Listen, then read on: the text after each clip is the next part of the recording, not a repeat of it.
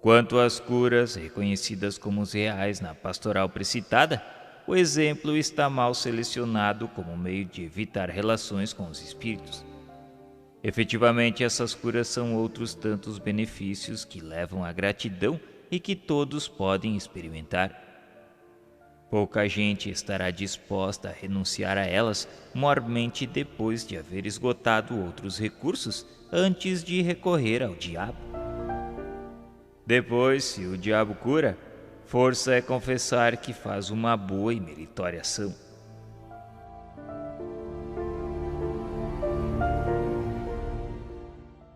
Nota: as igrejas, querendo persuadir as pessoas curadas pelo espiritismo, dizendo que haviam sido curadas pelo diabo, grande número dessas pessoas se separaram da igreja sem que jamais pensassem fazê-lo.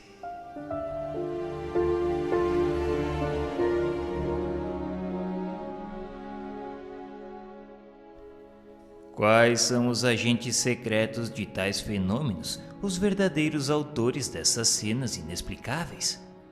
Os anjos? Esses não aceitariam papéis indignos, como também não se prestariam aos caprichos todos da curiosidade. O autor quer falar das manifestações físicas dos espíritos, no número das quais algumas há evidentemente pouco dignas de espíritos superiores. Nós lhe pediremos, contudo, que substitua o vocábulo anjo pelo de espíritos puros ou espíritos superiores, pois que assim teremos exatamente o que diz o Espiritismo. Indignas, porém, dos bons espíritos, não se pode considerar uma multidão de comunicações dadas pela escrita, pela palavra, pela audição e etc., pois que tais comunicações seriam e são dignas dos homens mais eminentes da terra. O mesmo poderemos dizer quanto às curas, aparições e um sem número de fatos que os livros santos citam em profusão como obras de anjos ou de santos. Se, pois, os anjos e os santos produziram outrora fenômenos semelhantes, por que não os produzirão hoje? Por que serem idênticos fatos julgados bruxaria nas mãos de uns, enquanto nas mãos de outros se reputam santos milagres? Sustentar semelhante tese é abdicar toda a lógica. O autor da pastoral labora em erro quando afirma que tais fenômenos são inexplicáveis. O que se dá é justamente o contrário, isto é, hoje esses fenômenos são perfeitamente explicados, tanto que não são mais considerados como maravilhosos e sobrenaturais. Dado, porém, de barato que assim não fora, tão lógico seria atribuí-los ao diabo, quando era lógico noutros tempos dar a este as honras de todos os fenômenos naturais cuja causa então se desconhecia. Por papéis indignos devemos entender os que visam ao mal e ao ridículo, a menos que queiramos qualificar de tal a obra salutar dos bons espíritos que promovem o bem encaminhando os homens para Deus pela virtude. O Espiritismo diz expressamente que os papéis indignos não cabem aos espíritos superiores, como se infere dos seguintes preceitos. A categoria do espírito se reconhece por sua linguagem. Os verdadeiramente bons e superiores têm-na sempre digna, nobre, lógica, imune de qualquer contradição. Ressumbra sabedoria, modéstia, benevolência e a mais pura moral. Além disso, é concisa, clara, sem redundâncias inúteis. Os espíritos inferiores, ignorantes ou orgulhosos, é que suprem a vacuidade das ideias com abundância de frases. Todo pensamento implicitamente falso, toda máxima contrária à sã moral, todo conselho ridículo, toda expressão grosseira, trivial ou simplesmente frívola, qualquer sinal de malevolência, de presunção ou de arrogância, são indícios incontestáveis da inferioridade de um espírito. Os espíritos superiores só se ocupam de comunicações inteligentes, visando instruir-nos. As manifestações físicas ou puramente materiais competem mais comumente aos espíritos inferiores, vulgarmente designados por espíritos batedores, pela mesma razão porque entre nós os torneios de força e agilidade são próprios de saltimbancos e não de sábios. Absurdo seria supor que um espírito, por pouco elevado que seja, goste do alarde e do reclamo. Para maiores esclarecimentos, indicamos a leitura de O que é o Espiritismo, no capítulo 2, nos itens 37, 38, 39, 40 e 60. E ver também o Livro dos Espíritos, na segunda parte, no capítulo 1, designado Diferentes Ordens de Espíritos, Escala Espírita, e o Livro dos Médiuns, na segunda parte, no capítulo 24, identificado como Identidade dos Espíritos, Distinção dos Bons e Maus Espíritos. Qual é o homem de boa fé que pode lobrigar nestes preceitos atribuições incompatíveis com espíritos elevados? Não. O Espiritismo não confunde os espíritos. Antes, pelo contrário, procura distingui-los.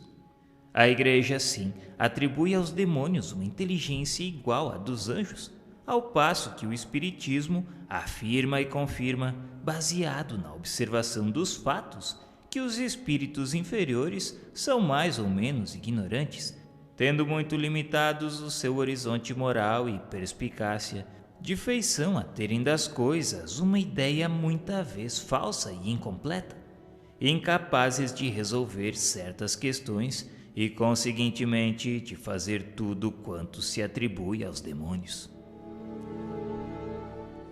As almas dos mortos que Deus proíbe evocar, essas demoram no lugar que lhes designa sua justiça e não podem, sem sua permissão, colocar-se à disposição dos vivos. O Espiritismo vai além. É mais rigoroso. Não admite manifestação de quaisquer espíritos, bons ou maus, sem a permissão de Deus, ao passo que a Igreja de tal não cogita relativamente aos demônios, os quais, segundo a sua teoria, se dispensam de tal permissão. O Espiritismo diz mais que, mediante tal permissão e correspondendo aos apelos dos vivos, os espíritos não se põem à disposição destes. Perguntamos: o espírito evocado vem voluntariamente ou é constrangido a manifestar-se? Obedecendo à vontade de Deus, isto é, à lei que rege o universo, ele julga da utilidade ou inutilidade da sua manifestação, o que constitui uma prerrogativa do seu livre-arbítrio. O espírito superior não deixa de vir sempre que é evocado para um fim útil, só se recusando a responder quando em reunião de pessoas pouco sérias que levem a coisa em ar de gracejo. No Livro dos Médiuns, na segunda parte, no capítulo 25, perguntou-se: pode o espírito evocado recusar-se a vir pela evocação que lhe fazem? A resposta foi: perfeitamente, visto como tem o seu livre-arbítrio. Podeis acaso acreditar que todos os seres do universo estejam à vossa disposição? E vós mesmos vos julgais obrigados a responder a todos quantos pronunciam o vosso nome? Mas, quando digo que o espírito pode recusar-se, subordino essa negativa ao pedido do evocador. Por isso que um espírito inferior pode ser constrangido por um superior a manifestar-se. Tanto os espíritas estão convencidos de que nada podem sobre os espíritos diretamente, sem a permissão de Deus, que dizem quando evocam: rogamos a Deus Todo-Poderoso permitir que um bom espírito se comunique conosco, bem como aos nossos anjos de guarda assistir-nos e afastarem os maus espíritos. E em se tratando de evocação de um espírito determinado, disse: rogamos a Deus Todo-Poderoso permitir que tal espírito se comunique conosco e etc. Esta citação é do Livro dos Médiuns, na segunda parte, no capítulo 27, número 203. As acusações formuladas pela Igreja contra as evocações não atingem, portanto, o Espiritismo, porém as práticas da magia com a qual este nada tem de comum.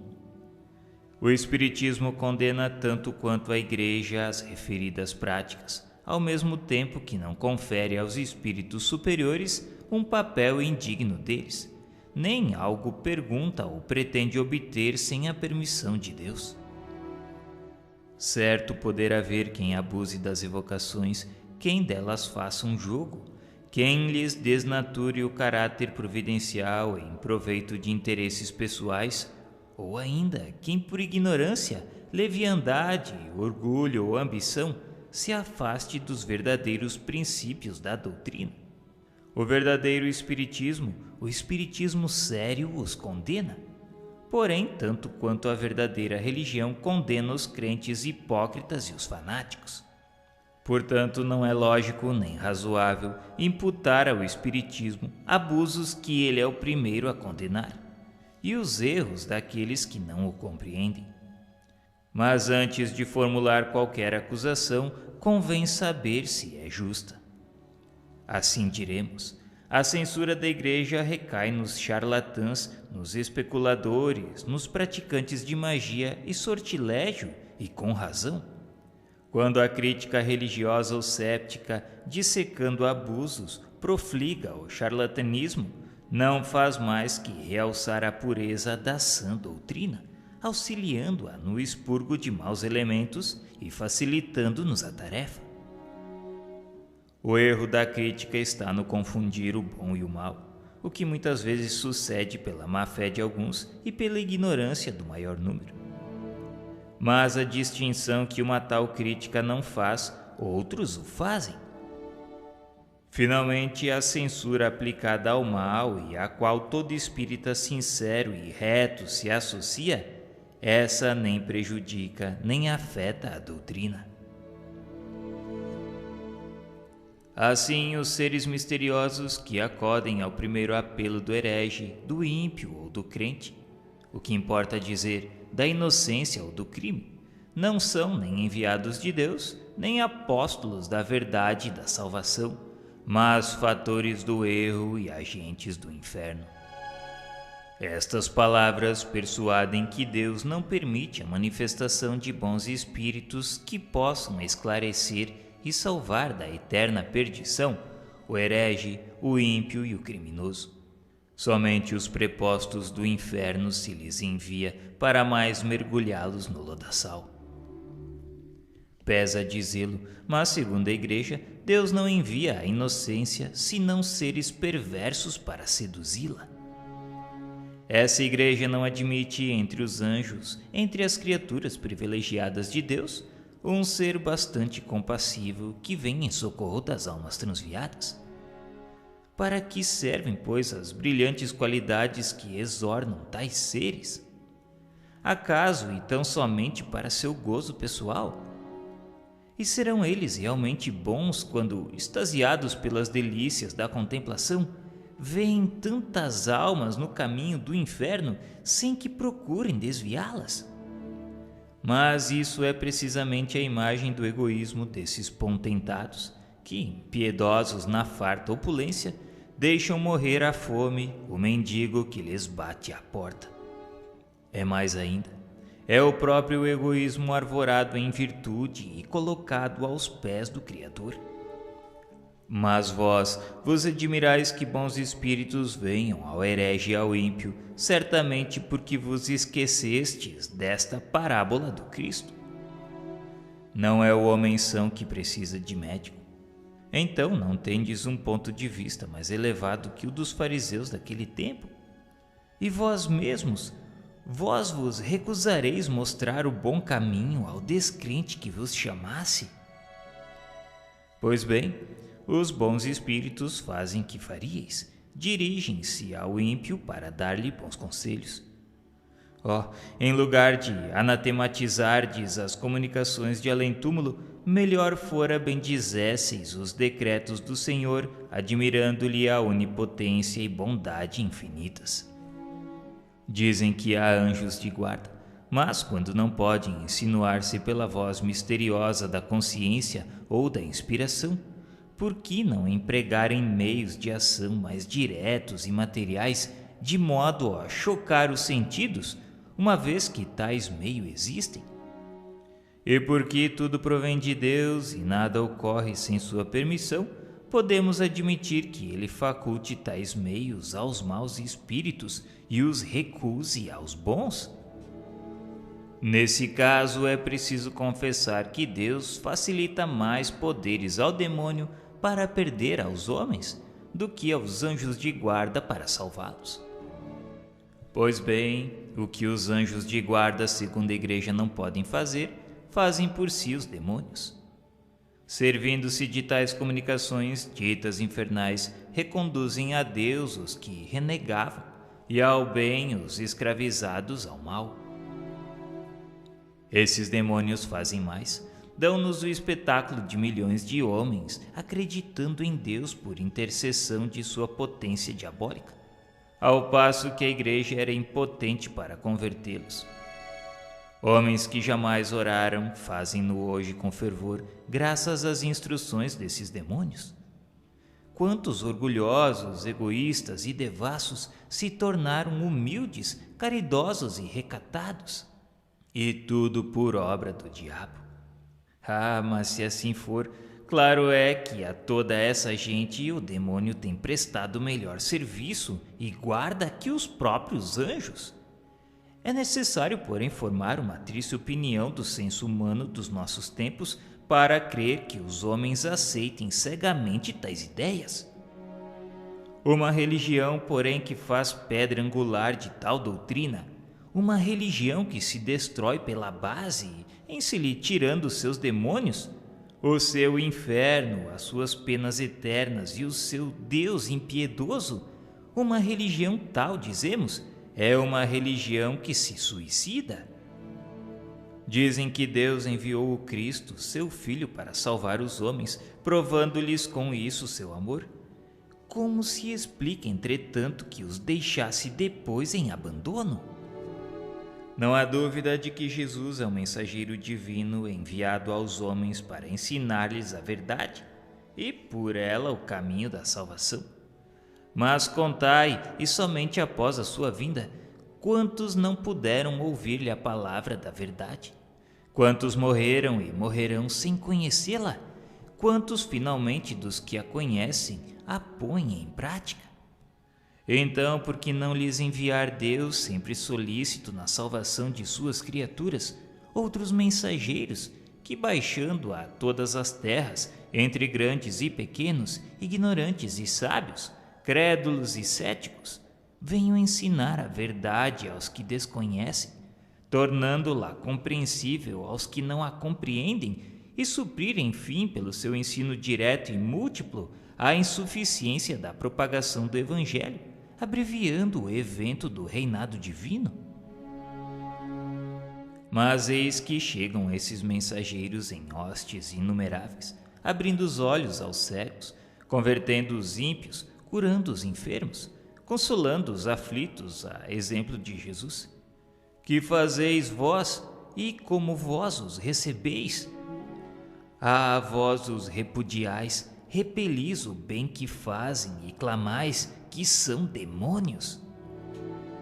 Outra não era a linguagem dos fariseus relativamente ao Cristo, que diziam fazia o bem por artes do diabo. E o Nazareno respondeu-lhes: reconhecei a árvore por seu fruto. A má árvore não pode dar bons frutos. Para os fariseus eram maus os frutos de Jesus, porque ele vinha destruir o abuso e proclamar a liberdade que lhes arruinaria a autoridade. Se ao invés disso Jesus tivesse vindo lisonjear-lhe o orgulho, sancionar os seus erros e sustentar-lhes o poder, então sim, ele seria o esperado Messias dos judeus. Mas o Cristo era só pobre e fraco. Decretaram-lhe a morte, julgando extinguir-lhe a palavra. E a palavra sobreviveu, porque era divina. Importa, contudo, dizer que essa palavra só lentamente se propagou. E após 18 séculos, apenas é conhecida de uma 10ª parte do gênero humano. Além disso, em que pese a tais razões, numerosos cismas rebentaram já do seio da cristandade. Pois bem, agora Deus, em sua misericórdia, envia os Espíritos a confirmá-la e completá-la, a difundi-la por todos e em toda a terra, a santa palavra de Jesus. E o grande caso é que os Espíritos não estão encarnados num só homem, cuja voz fora limitada. Eles são inumeráveis, andam por toda a parte e não podem ser tolhidos. Também por isso seu ensino se amplia com a rapidez do raio, e porque falam ao coração e à razão, são pelos humildes mais compreendidos. Muitos reflexionam, não é indigno de celestes mensageiros o transmitirem suas instruções por meio tão vulgar qual o das mesas? Não será ultrajá-los o supor que se divertem com frivolidades, deixando a sua mansão de luz para se porem à disposição do primeiro curioso? Jesus também deixou a mansão do Pai para nascer num estábulo. E quem vos disse que o Espiritismo atribui frioleiras aos espíritos superiores? Não, o Espiritismo afirma positivamente o contrário, isto é, que as coisas vulgares são próprias de espíritos vulgares. Não obstante, dessas vulgaridades resulta um benefício, qual o de abalar muitas imaginações, provando a existência do mundo espiritual e demonstrando à sociedade que esse mundo não é tal, porém muito diferente do que se julgava.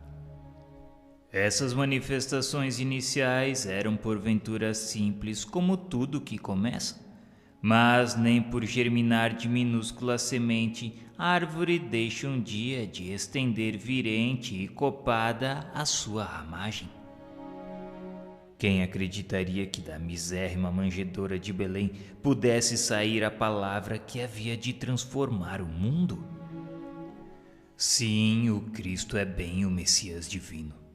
A sua palavra é bem a palavra da verdade, fundada na qual a religião se torna inabalável, mas sob condição de praticar os sublimes ensinamentos que ela contém e não de fazer do Deus justo e bom que nela reconhecemos um Deus faccioso, vingativo e cruel.